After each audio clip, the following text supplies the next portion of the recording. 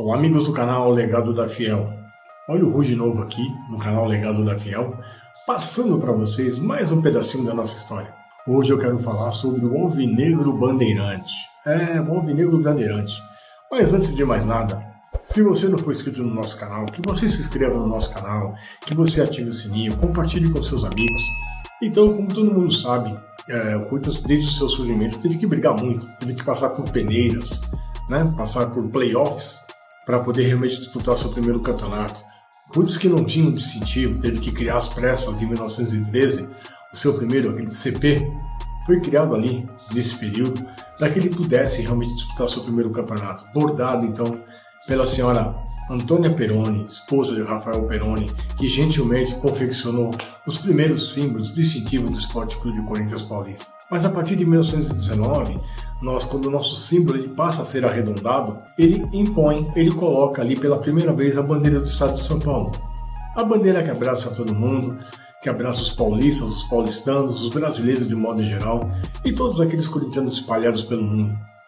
O Corinthians sempre foi um time democrático, sempre foi um time aberto a todas as classes sociais, tanto é que já foi comentado por psicólogos, por sociólogos, por pessoas realmente que estudam o comportamento social. E o Corinthians realmente é um fenômeno. Ele é um fenômeno, é o verdadeiro time do povo. Por quê? Ele torna o futebol, que era tão elitizado naquele momento, pelas pequenas classes que dominavam naquele momento, tanto financeiramente como politicamente e socialmente, o futebol, o cenário paulistano, por exemplo, aqui não vou falar do estado de São Paulo, já que o futebol paulista aqui ele começa em 1902, apesar de ter time aqui de 13 de agosto de 1888, mas que jogava cricket, que era um time de inglês, do São Paulo Atlético Clube. O primeiro clube amador aqui foi o Aliança, que depois se tornou argentino, um dos times que se recusaram a ceder jogador para o Corinthians. Então o Corinthians teve que brigar, gente, brigar muito para conseguir realmente o seu espaço. E ele abriu as portas, as porteiras para que o futebol se tornasse mais popular. E os nossos rivais hoje, nenhum deles aqui carrega a bandeira do estado de São Paulo. Nós temos times com o nome do estado de São Paulo, com as cores do estado de São Paulo, mas que não tem a bandeira do estado de São Paulo. Nós temos times também de colonos que trouxeram da Itália, principalmente muitas pessoas para trabalhar na lavoura, que também não tem a bandeira do estado de São Paulo. Nós temos outros times também popular aqui em São Paulo, da cidade de Santos, que também não tem a bandeira de São Paulo, mas que trouxe muita gente do Porto para cá para poder realmente desenvolver esse estado que crescia naquele momento com o desenvolvimento industrial aqui na cidade de São Paulo. O Corinthians realmente ele foi um desconforto para aquele povo elitizado que realmente não aceitava a ideia de um time de operários. E o Corinthians realmente é um time formado por operários. É um time que foi formado por rifa, por doações, por comerciantes de todas as nacionalidades. Nós tivemos aí italianos, portugueses, espanhóis, japoneses, judeus, árabes, todo tipo de povo realmente fazendo parte dessa grande família do Esporte Clube Corinthians Paulista. Em 1937 nós tivemos um episódio muito interessante no Brasil, quando então o presidente Getúlio Vargas, no dia 27 de novembro de 1937, na Praça Roosevelt, no estado do Rio de Janeiro, que então era a capital do Brasil, queimou todas as bandeiras de todos os estados. Realmente só valendo prevalecer a bandeira nacional, a bandeira do Brasil. Então, em qualquer estado que você fosse, não era proibido o hasteamento de uma bandeira do seu estado, do seu município. Não, só cabia ali a bandeira do Brasil.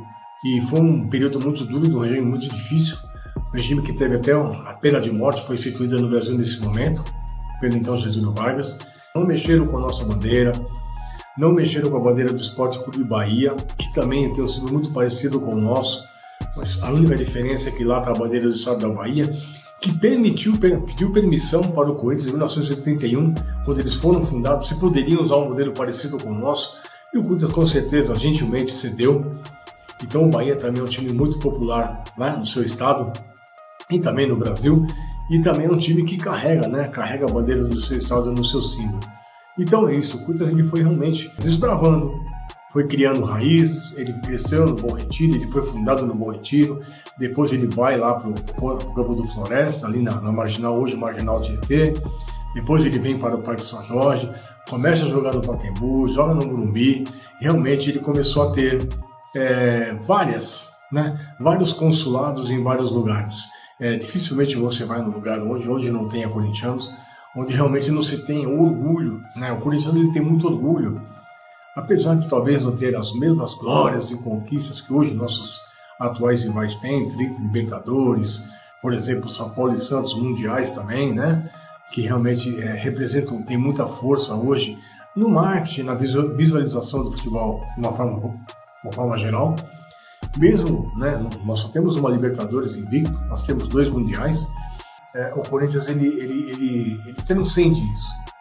Ele transcende as conquistas, ele transcende essas vitórias, ele não precisa disso para se tornar popular, ele não precisa realmente ter grandes craques exuberantes, né, gênios do futebol, como tiveram os nossos adversários. Nós também tivemos nossos gênios, nossos grandes craques. O interessante na nossa história é que nossos grandes momentos não foram feitos de triunfos ou de grandes gênios do futebol.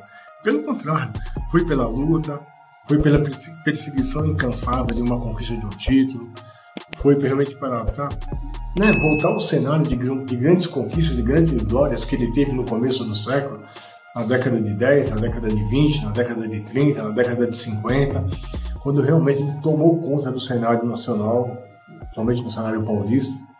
Foi o primeiro time a ganhar um Rio-São Paulo em 1950. Era um time desbravador, né? É o primeiro time paulista a ganhar uma Copa do Brasil. Demorou muito para ganhar seu primeiro campeonato brasileiro, que só veio em 1990, mas mesmo assim ficou 23 anos praticamente na fila de um título paulista.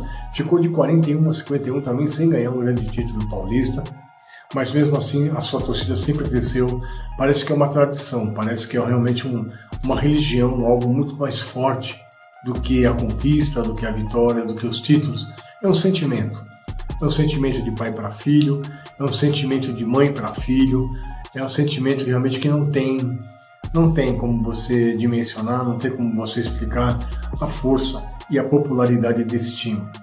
O Corinthians é assim, o Corinthians sempre foi e sempre será a mola propulsora de qualquer coisa quando você for falar de massificação, quando você for falar de transformação, de deslocamento humano. O Corinthians realmente é pioneiro em tudo isso. A sua torcida realmente é uma torcida que ama apenas um time de futebol. E é o Corinthians, não tem mais nada, sabe? O Corinthians é muito mais importante, como eu disse, do que títulos, do que vitórias, do que craques. O Corinthians ele é um símbolo, ele é um escudo, ele é um sentimento. Você não precisa olhar para a sua bandeira, para a sua camisa, para entender o sentimento que você tem em relação àquilo. E às vezes nas derrotas e nas grandes frustrações que nós já tivemos, é que nós realmente nos reafirmamos, que nós mostramos a nossa força, a nossa pujança, a nossa identidade, o nosso carisma. E é por isso que nós somos únicos. Dificilmente um outro adversário tem alguma simpatia pelo Corinthians. É muito comum São Paulinos ter simpatia com palmeirenses e com flamenguistas, com vascaínos, com cruzeirenses, com gremistas, com colorados, com o tricolor de aço da Bahia, né, com o rubro-negro também baiano, que é o Vitória, com o Sport Recife, também um clube muito popular, muito popular também, que é o Santa Cruz, o próprio Paysandu e Remo, que são duas torcidas realmente muito apaixonadas, que têm a sua história. Eu não quero dizer aqui, gente, que nós somos melhores que ninguém, não é isso. Por isso que temos realmente a nossa história, o nosso caminho, as nossas gavetas, os nossos arquivos, as nossas conquistas, tudo é nosso, né? A gente não mistura com nada, a gente não deseja que nenhum time mal para ninguém, mas fazemos questão de enaltecer o nosso orgulho por essa bandeira que está atrás de mim, por essa camisa que está atrás de mim, do lado esquerdo e do lado direito, por essa camisa que eu estou usando também. E eu não preciso disso para dizer que sou corintiano. Aliás, é uma das primeiras coisas que eu faço quando eu acordo, é lembrar que eu sou corintiano, muito mesmo, às vezes, tanto de lembrar meu próprio nome e a minha própria idade. Então é isso, o Corinthians é muito importante, o Corinthians é muito significativo, é o verdadeiro time popular, é realmente o time que veio das veias, né, e das raízes populares, que traz isso com ele até hoje. Não tem isso, não tem como você mudar e tirar. Por mais que nós tenhamos times realmente hoje com grandes torcidas, com grandes movimentos populares também, ele já vem há décadas, mais no centenário, que ele vem realmente mostrando a sua grandeza, o seu crescimento, a sua popularidade e o seu cunho social. Então é isso que eu queria falar para vocês, eu queria falar dessa importância, do que é o Corinthians realmente para o seu torcedor, para o seu povo, E espero que vocês tenham gostado desse episódio. E se vocês gostaram, vai lá, deixa um like, ative lá o sininho, compartilhe com seus amigos. E se você não tiver inscrito no nosso canal, se inscreva e vai ver a história que nós temos lá, tá bom, gente?